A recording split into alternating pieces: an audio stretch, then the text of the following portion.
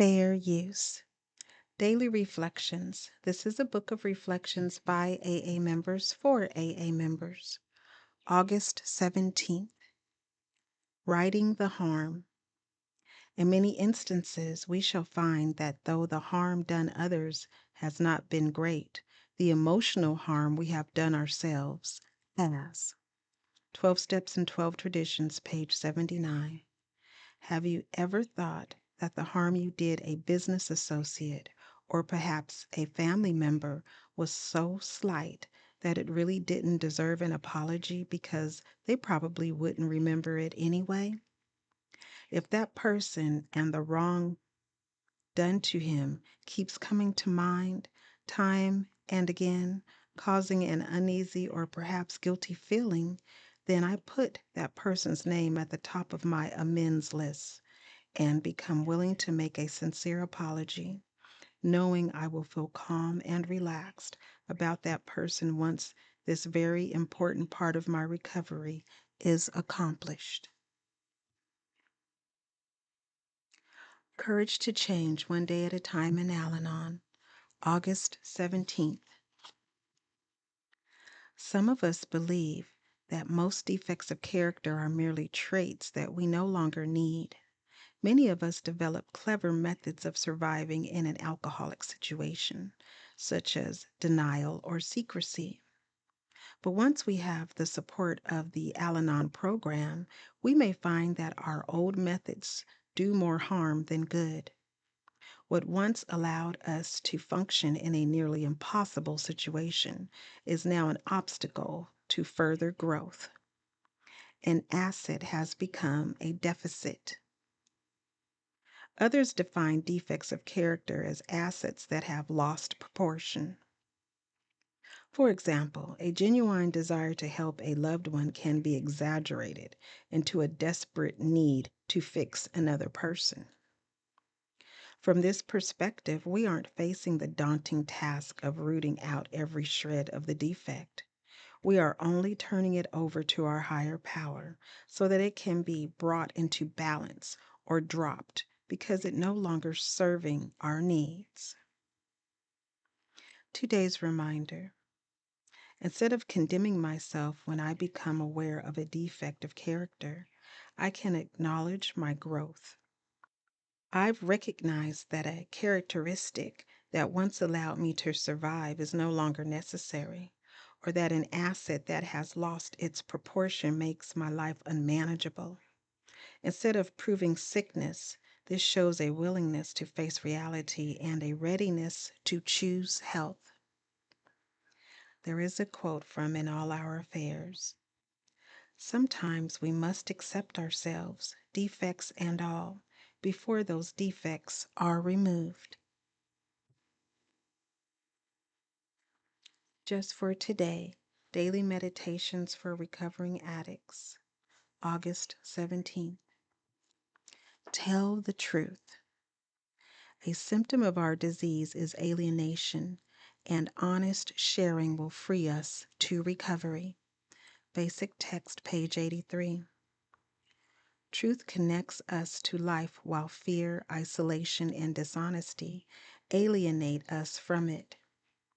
As using addicts, we hid as much of the truth about ourselves from as much of the world as we possibly could.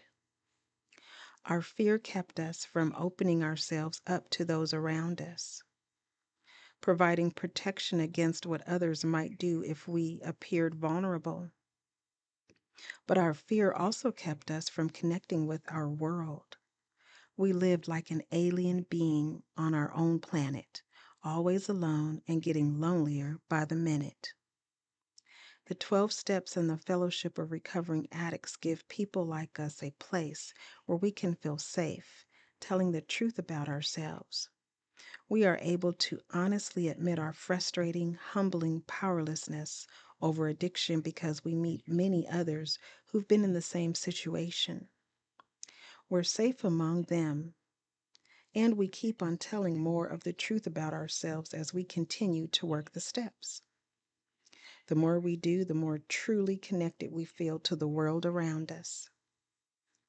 Today, we need not hide from the reality of our relations with the people, places, and things in our lives. We accept those relationships just as they are, and we own our part in them. We take time every day to ask, am I telling the truth about myself? Each time we do this, we draw that much further away from this alienation that characterizes our addiction, and that much closer to the freedom recovery can bring us. Just for today, truth is my connection to reality. Today I will take time to ask myself, am I telling the truth?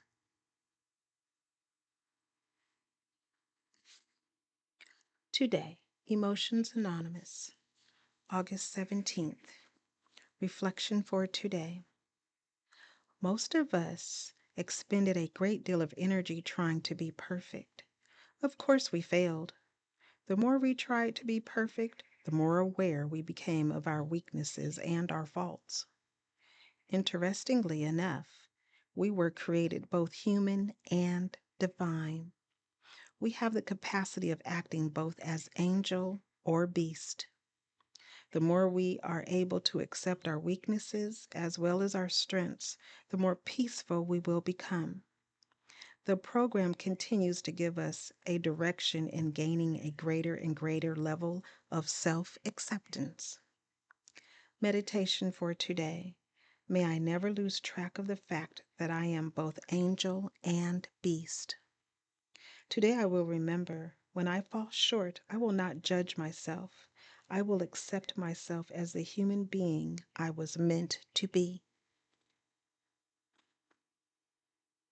Strengthening my recovery. Meditations for adult children of alcoholics, dysfunctional families. August 17th. Choice. We learned that real choice is God's gift to us for letting go. BRB page 155. As children, we may have felt trapped in an unhappy home life because we had no control over our parents' drinking or other family dysfunction. We carry this feeling into adulthood, often feeling like victims of circumstances or of people who trigger in us painful childhood memories. In step 3, we may be confused about what it means to turn our will over to our higher power. That without our will, we will be trapped with no options. We worry that we will be giving away our power. In reality, we are giving over our controlling nature to our higher power. As we learn to focus on what is within our control, namely ourselves, and let go of control over other people, places, and things, we open ourselves up to more choice. We learn that we can choose our actions and situations rather than reacting and feeling like a victim. We can let our higher power take over what is not ours to control. This frees us to begin making life-affirming choices. The affirmation reads, on this day, I give what I am not meant to control over to the care of my higher power. In its place, I feel greater freedom of choice than I have ever felt before. Please share, subscribe, like, and most of all, be the you that you are created to be. To know that recovery is possible and that you are not alone, one day at a time.